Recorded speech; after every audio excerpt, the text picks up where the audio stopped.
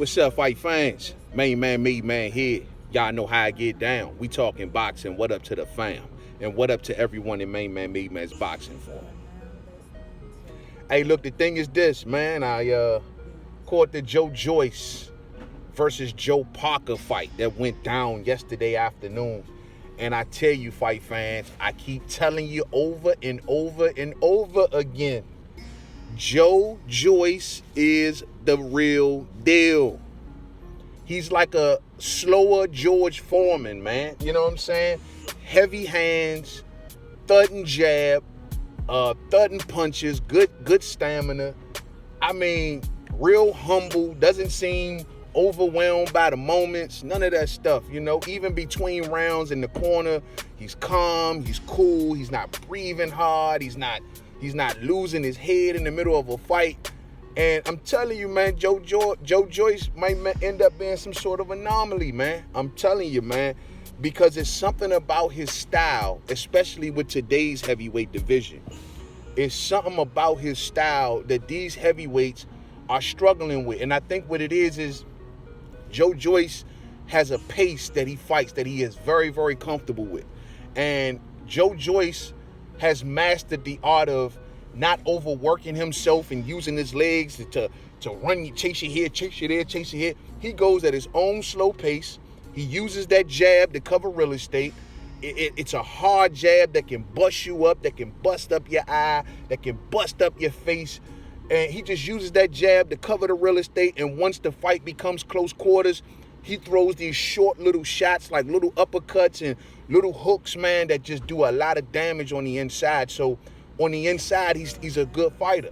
And he's big, so that means that he can lean on you and lay on you. And it's like everything that Joe Joyce does is draining you of something. If the jab is the drip by drip jab is constantly landing, it's draining you of it's busting you up, one, but it's also draining you of your will to fight. And it's also, it makes you want to have to move and do all of this activity to try to keep your distance and recover at certain moments. And Joe Joyce just doesn't give you those moments. And that drip by drip jab is steadily coming. And it's like, man, bro, the dude got tools, and I know a lot of people see his defense and they see how slow he is. But one thing I'm noticing also about Joe Joyce on the defensive end, early on in fights, it's not a tight defense, but it ain't super loose. Like, he still get touched, but it's not super loose. As the fight progresses on, he starts to get touched more and more. But however, he gets touched more and more while his opponent is decreasing. So it's like it's not hurting them as much as they getting hurt. I mean, look, man, his style is becoming something to honestly look at and to study. I know it's not the traditional way, and I know a lot of boxing fans may look at him and say, yo, man, all he has to do is meet the right puncher.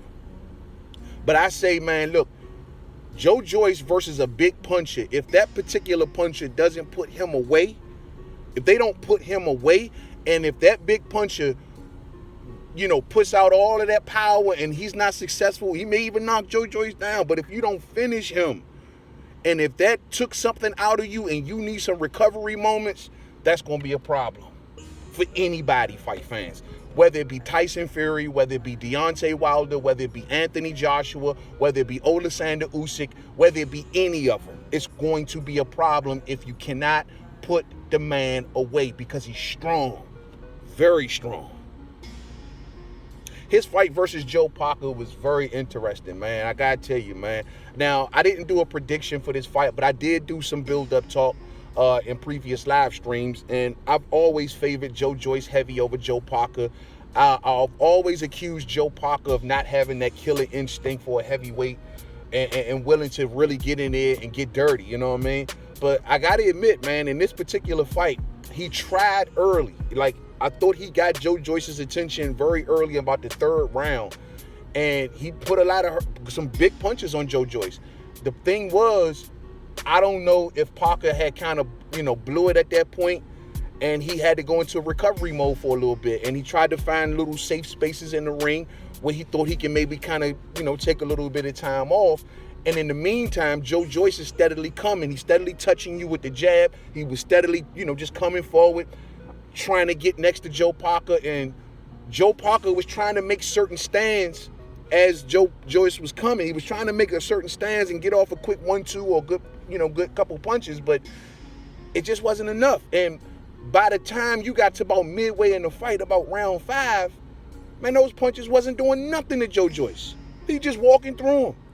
And he became more assertive, more authoritative, started swinging big shots from the outside along with the jab and the inside fighting, and he became comfortable. And I'm telling you, man, to me, this was one of Joe Joyce's best performances in his last couple performances. As good as his last few performances been against Daniel Dubois and the Bermain Staverns and stuff like that of the world, as good as those performances were, I thought this was the better performance because he looked more upbeat. His reflexes looked a bit more sharper. His defense was a little better. It wasn't all the way. It wasn't like an elite defense. No, it wasn't that. But it still was a little better, I will admit. You know what I'm saying? And it's like he knew once he had Joseph Parker at that position where he zapped his power and his stamina started to become an issue, he knew he had him. He hurt Joseph Parker at so many points in this fight. Joe Parker got busted up with a jab, you know what I'm saying? And it just was crazy, man. And I knew in that 11th round when the stoppage came, I said to myself, if Joe Parker tries to make a stand and go into a toe-to-toe, if a fight breaks out at any portion in these championship rounds, Joe Parker going to get stopped. I knew that was going to happen. He made that stand in the 11th round, and I guess he figured he was down on the cards. At that point, he was down on my card big. I see with the zone, they was giving it to Joe Joyce by like 2 rounds at that point, but I thought he was still up phenomenal, big time by that point. I thought I had him up by at least about 5 rounds, you know what I'm saying? But at the end of the day, he figured he had to make a stand in that 11th round, and that stand got his ass knocked out. Look, Joe Parker showed a lot of heart in this fight. He didn't show much I ain't gonna say he didn't really show much in the killing instinct. He did. He went out on his shield. I respect that. And he did make a few stands throughout of this fight, and I respect that too. But that got his ass whooped. You know what I'm saying? That heart got his ass whooped, man. Joe was just too big, too authoritative, too much, too strong, too constant, too consistent. You know what I'm saying?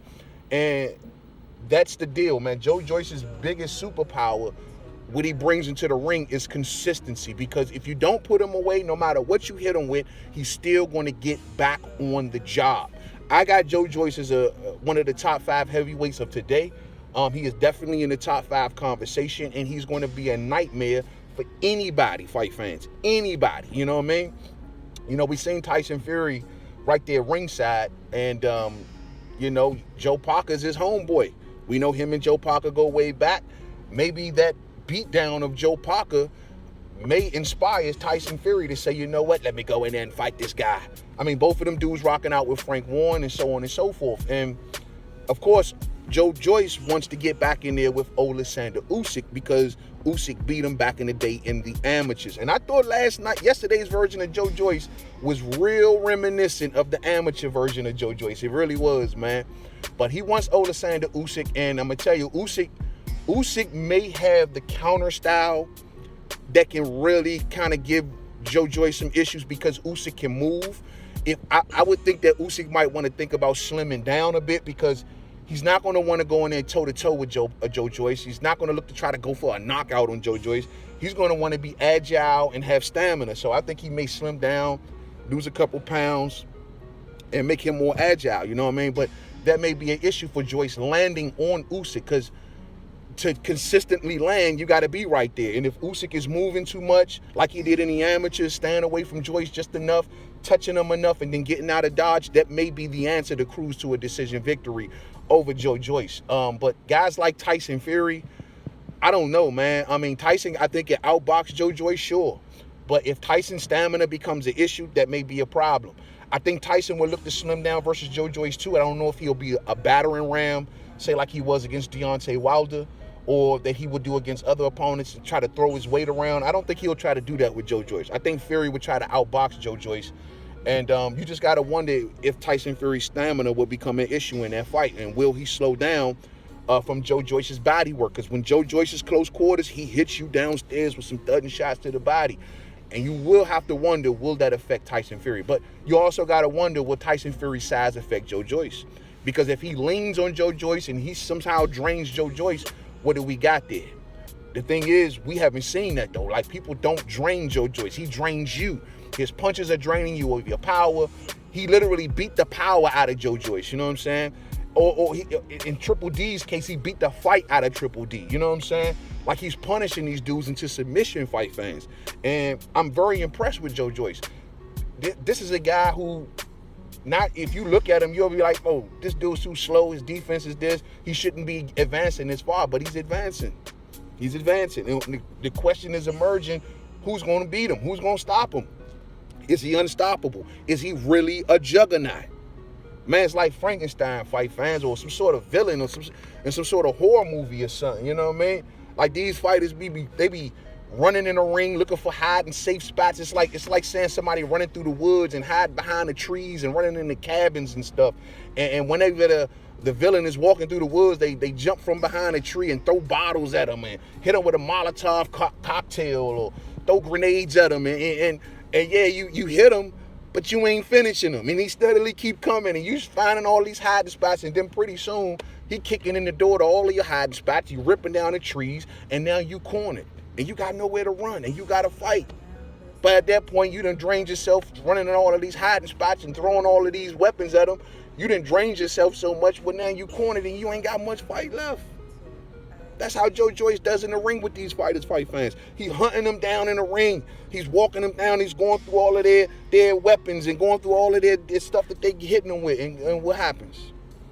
Eventually, they slow down, they get cornered, and they get beat into submission. Joe Joyce is something, man. I like him, fight fans. I've been rolling with him for a minute. Y'all been telling me, yo, man, I don't know, man. I don't think he that good. I don't think he this. Hey, dog, and the question is always emerged after a Joe Joyce fight is, how far will he go? I'm telling y'all, fight fans, he might end up being the dude that put them all down. Because he got one thing that a lot of heavyweights of today are missing, and that is stamina. He got stamina and power, and he's carrying that those bad boys all the way through the fight. Shit, man. And he's always coming. I done seen fighters hit this dude with everything but the kitchen sink, and he goes nowhere. He is exciting to me to watch, fight fans. I'm keeping it 100, you know what I mean? So we'll see, man. I'm definitely going to be looking out and see how far Joe Joyce goes, man. He's becoming one of my favorite heavyweights to watch, man. Humble guy. He reminds me of a young George Foreman. Even between fights, like his attitude, he doesn't sweat stuff. He don't let stuff get up under his skin too much. And I respect that about Joe Joyce, you know what I mean? We know he's now the mandatory for the Usyk versus the Usyk situation for Oleksandr Usyk. I believe in the WBO, he's the mandatory as we speak. So he wants that fight. He's calling out Usyk. He wants that rematch. And hopefully he gets it, man. You know what I mean? He's fought his way through the ranks. I respect his route. I wanted to see him fight Luis Ortiz when he was over there with PBC, but at this present moment, don't want to see it, man. He'll stop Luis Ortiz, in my opinion. So as of now, man, look, Joe Joyce earned his spot. He's fought his way through the ranks. Give him the big fight, you know what I mean? Whether it be Oleksandr Usyk, whether it be Tyson Fury, Anthony Joshua, I think he punishes Dillian White. You know what I'm saying? Any of them dudes, man, put him in there. But Joe has now worked himself to a mandatory position. It's time for him to get his shot. He ain't getting no younger. He's an older guy for a heavyweight. You know, he's in his, late 30s? So give Joyce his shot. You know what I'm saying? He deserves it. The winner of Usyk and Fury. If Usyk and Fury gets off the ground and it happens sometime next year, let's get Joe Joyce in the mix. You know what I'm saying? Let's get Joe Joyce in the mix to get the winner, man. And like I say, if Tyson Fury defeats Oleksandr Usyk, maybe he feels some kind of way about watching ringside his boy Joe Parker get beaten and get stopped in the 11th round. And keep in mind, fight fans, that stoppage was just, God dang, man. Like the way Joe Parker fell into that corner, I got to give him credit for just making it back to his feet. He made it back to his feet, but the ref counted him out. But I got to give him credit for that because that knockdown was thudding, man. Like he hit that turn, like that corner. I wasn't sure if his head bounced off the corner, off the corner pole or whatever. You know what I mean? But it looked like it. I got to tell you, dog. And Joe Joyce is just strong. And he is a problem, bro. He's just a certified problem. Simple as that, man. I'm a fan. I'm rocking with Joe Joyce all day. You think about this too, man. If Tyson Fury, who style-wise sometimes try to do the things that Muhammad Ali did, right? With the moving and the jabs and all of the teasing and the taunting. I mean, you think about Joe Joyce is like a George Foreman, man. Maybe you got y'all, maybe over there in the UK, y'all got y'all version of the Thriller in Manila right there. I tell you what, man, if Fury is successful or Usyk is successful, either one, a big fight with Joe Joyce waits on the other side, and that shit could be huge. This man is a problem. Real spill. Thumbs up on the way out if you did not hit it on the way in. Share. Rock those bells. See y'all real soon, fight fans. Rocking out with Joe Joyce, the juggernaut, a.k.a. Frankenstein. You better find a hiding spot. To the next video. Peace out.